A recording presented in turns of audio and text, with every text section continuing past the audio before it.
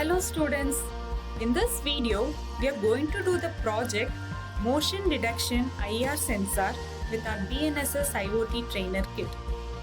For that we need an IR sensor, LED, jumper wires and an Arduino Uno from our kit. To do the project we need to create the circuit as per this schematic diagram. Connect the out pin in the IR sensor module to Arduino pin D9.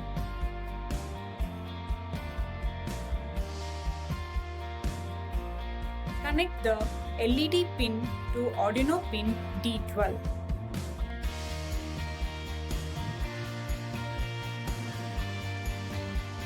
And connect the ground pin in the IR sensor to Arduino pin ground.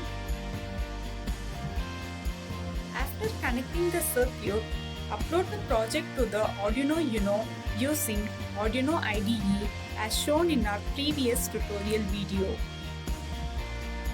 After completing the code uploading process, we just have to check the output of the project to see detect motion by measuring changes in IR light reflection to trigger an alert. In real world, we use smart home security cameras.